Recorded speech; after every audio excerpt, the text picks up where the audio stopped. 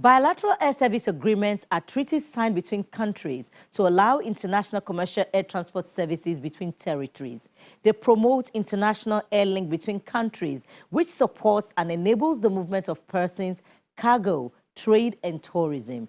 These agreements provide the framework under which identified airlines from the two countries fly into designated airports in each other's country.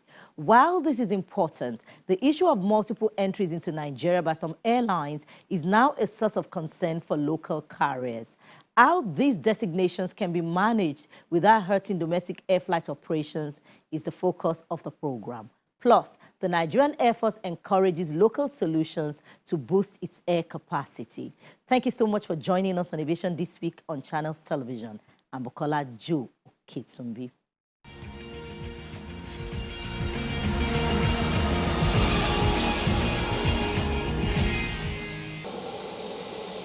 Local airlines and aviation stakeholders have been pushing back on the federal government's policy on multiple destinations that accord multiple landing rights to foreign carriers, and is said to be an alleged exploitation of the local aviation market valued at about $400 billion.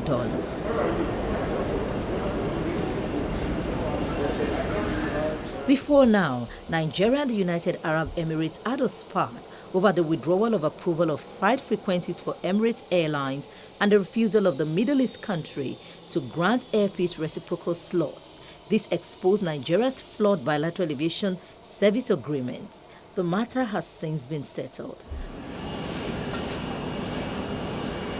Currently, Qatar Airways has expanded its network in Nigeria, adding Kano and Port Harcourt to the previous destinations of Lagos and Abuja, making it 4 cities that Qatar flies in Nigeria. Late last year, Ethiopia returned to Enugu after a 2-year hiatus, making it 4 gateways for the carrier as well.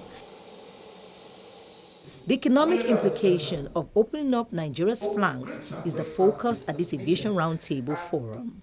Britain alone is doing 21 flights into Lagos and Abuja and Port Harcourt.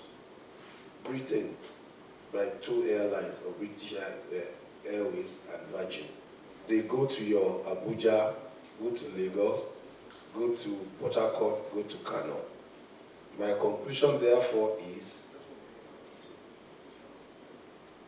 we have 0 participation in international sector as an airline. For countries to exercise landing rights between themselves, this is usually based on what is described as bilateral air service agreements. But the numerous entry points for foreign carriers into the country hit back at local airline operations. And the domestic sector is completely eroded through domestic entry multiple points.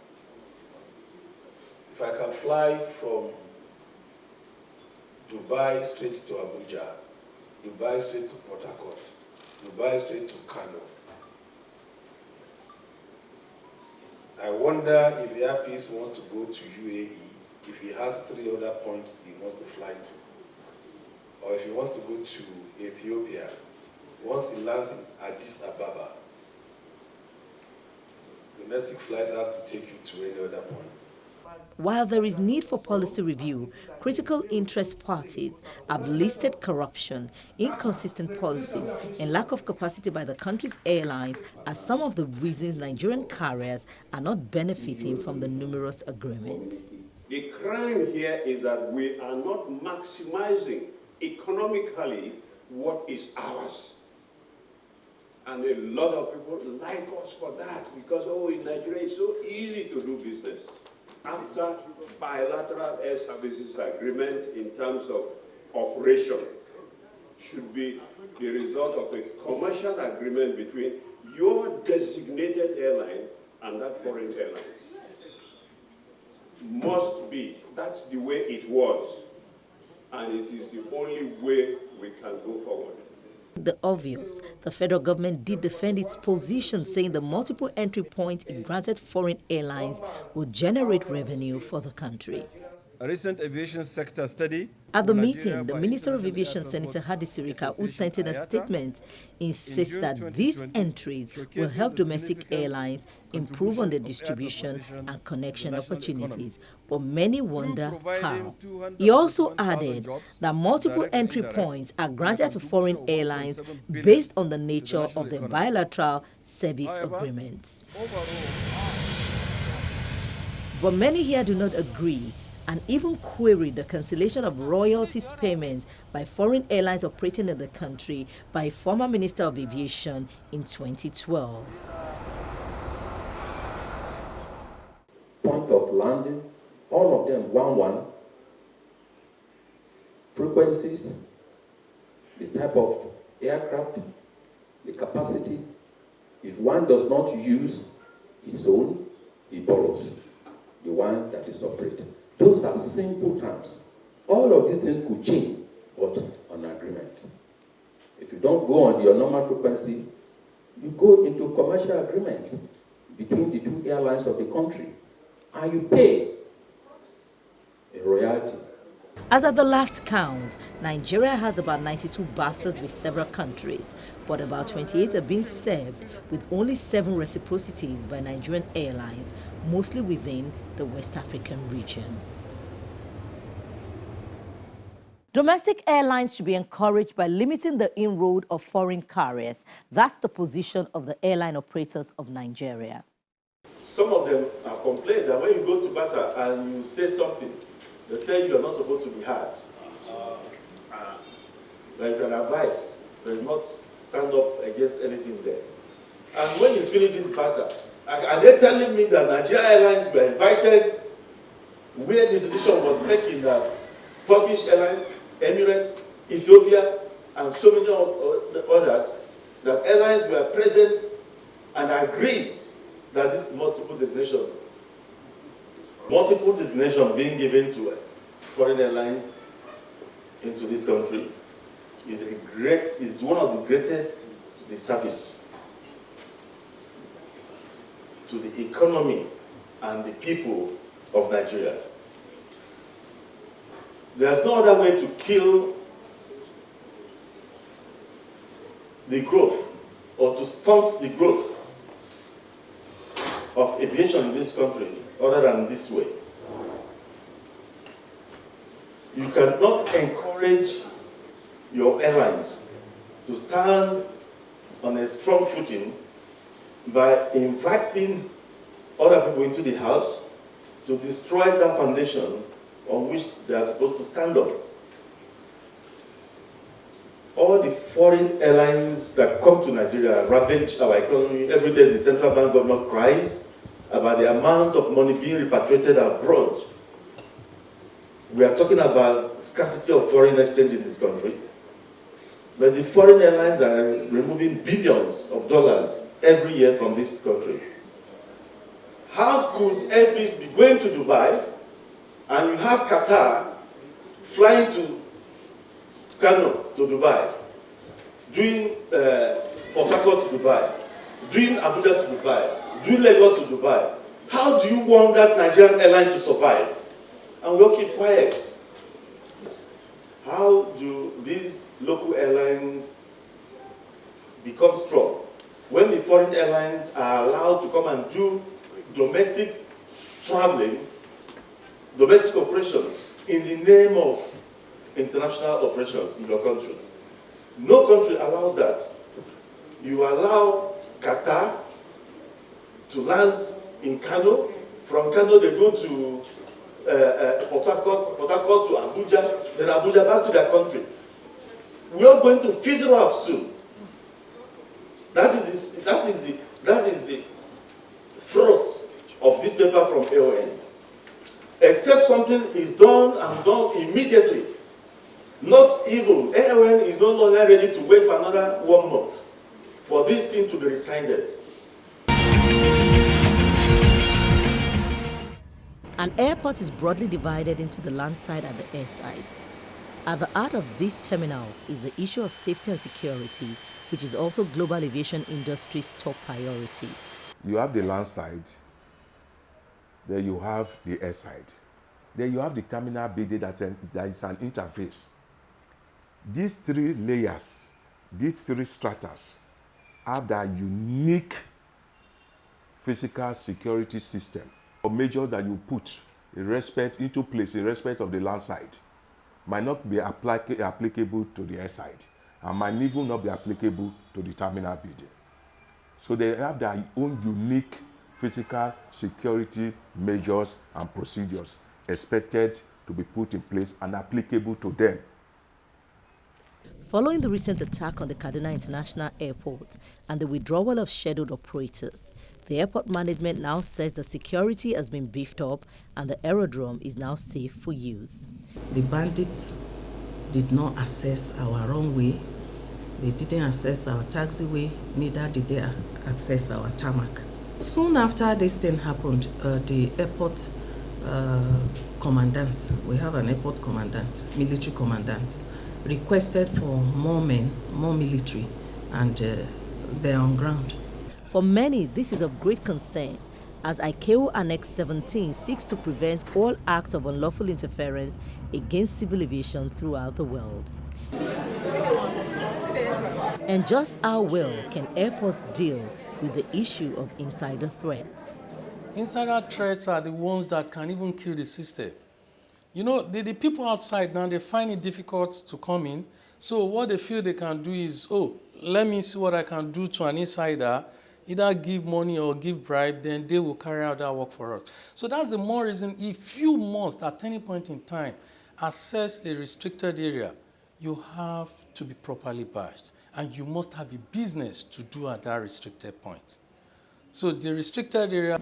And how exactly should the airport authority be scaling up security across airports in the country? Whatever procedures you put in place, it is the sincerity of purpose on the part of your staff that will determine their effectiveness. So first, we must take the staff into consideration.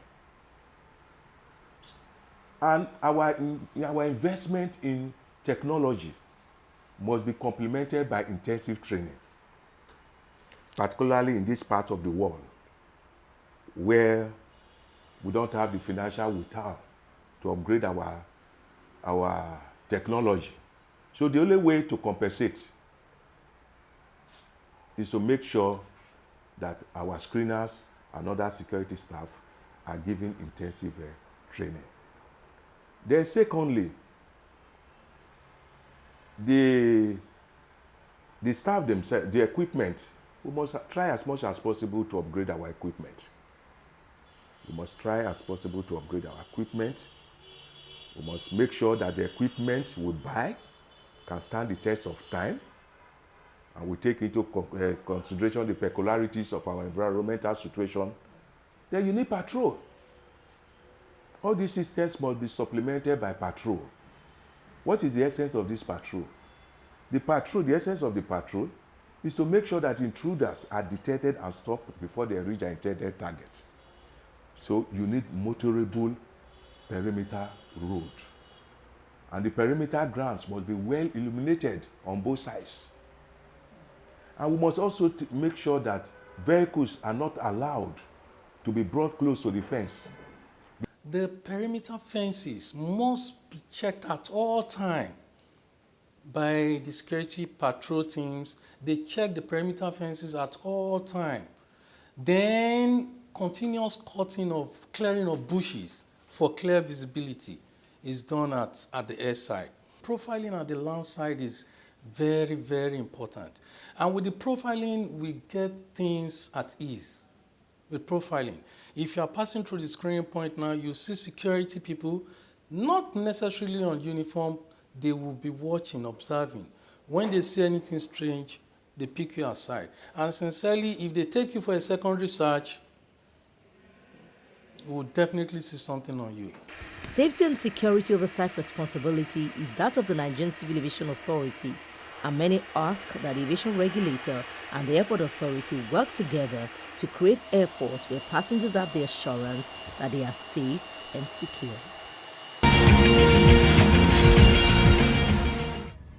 Advanced air forces around the globe are often highly dependent on technology, considering the sophistication of the aerospace industry.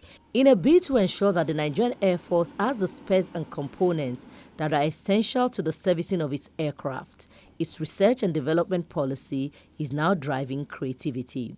As a service and nation, we are left with no choice than to invent ourselves and look inwards towards harnessing local resources to develop lasting solutions to our technological needs if we are to continue to play an important role in the Committee of Nations. Considering the key requirements for attainment of our statutory mission of ensuring the integrity of Nigeria's airspace, one of our objectives is to continuously ensure that sufficient aircraft are available for deployment whenever the need arises. On display in its aircraft maintenance hangar in Lagos are products of painstaking research, which include the automated base security and fire alarm systems, Alpha jet parachute, parking machine for ejection seats, and an automated storage rack for aircraft tires, among others. Therefore, the service places high premium on research and development. This fact is very well captured in the third key driver of the Chief of Air Staff's vision, which is the sustenance of platforms and equipment serviceability through innovative maintenance methods and logistics support systems. Currently, our nation is facing multifaceted internal security challenges in the various geopolitical zones. It is therefore necessary for the Nigerian Air Force to look inwards in developing indigenous technological capacity and gradually free itself from the current overdependence on foreign technology. The fire tender. A group of military and civil inspectors are also looking through for the best prospects. When all is said, 3 of these inventions are the best. According to the Nigerian Air Force, these R&D efforts will no doubt impact positively on aircraft availability for diverse air operations, particularly in the ongoing counterinsurgency operations.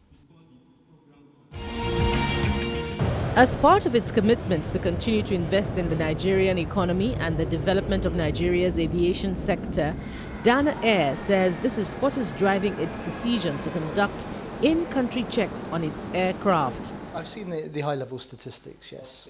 The deputy CEO of Dana Air, Sukhjinder Man, added that the Nigeria Civil Aviation Authority has also supported effectively its efforts to enhance 7-star Global Hangars MRO services to include the MD-80 aircraft range. Traditionally, we've sent our aircraft overseas for our heavy maintenance checks, C checks as they're known. We spotted an opportunity in the Nigerian market, and rightfully so. You know, we're pro-Nigeria. Dana Air is all about servicing the Nigerian market, and where we have the potential, it's our duty to contribute back to the local economy. We sat down with 7-star. We told them our requirements. They were not seasoned in the MD-80 aircraft type or range of aircraft, and we are supporting them, as are the NCAA, to make this happen. So number one, it's doing the right thing for Nigeria and keeping the money in the Nigerian economy. It's actually diversifying the sector. I mean, we help to diversify the aviation sector as a whole in Nigeria, and that's one of the driving principles behind it. Of course, the benefits there is more employment, and the 7-star will increase its headcount as a result. The Biden administration has extended a U.S. mandate requiring travelers to wear masks on airplanes, trains, and in transit hubs by 15 days. The move comes amid a recent uptick in COVID-19 cases and would keep the requirements in place through May the 3rd. Citing the U.S. Centers for Disease Control and Prevention, White House Press Secretary Jen Psaki said the order was needed to monitor the recent rise in cases. What they're looking at is that since early April, there's been an increases in the 7-day moving average of the cases in the United States. So what they're trying to do is give a little bit more time to assess its potential impact, the rise of the cases have on severe disease, including hospitalizations and deaths, and the healthcare system capacity. Industry groups and Republican lawmakers want the administration to immediately end the 14-month-old mask mandate. While Airlines for America, a trade group, on Wednesday in a letter urged the Biden administration to lean into science and research, which clearly support lifting the mask mandate.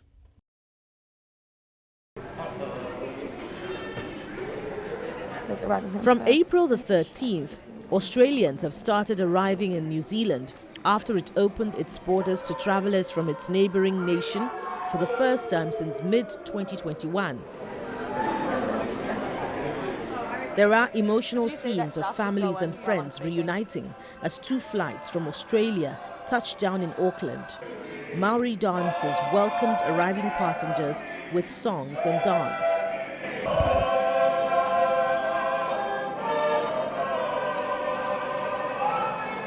New Zealand had some of the toughest curbs in the world through the pandemic, and its borders have been closed for most of the time since March 2020, except for a short-lived travel bubble between New Zealand and Australia last year that was suspended after a few months as COVID-19 spread.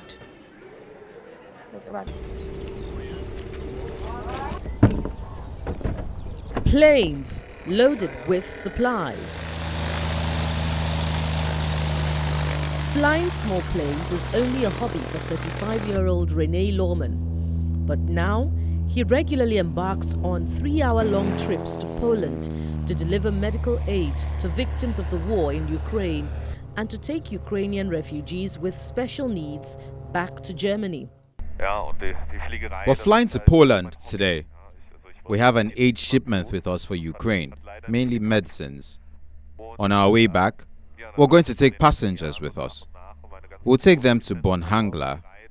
These are passengers who can't be easily transported over land because they have serious health problems. Some of them are probably children. You can never be 100% sure about what to expect. You just have to see. Lorman is part of a private organization of 5 German pilots who have organized an air bridge with their planes. There are medicines for cancer patients, first aid for those with broken bones or fractures, styptic drugs and medicines that need to be refrigerated, such as insulin. That's why it has to be shipped as soon as possible.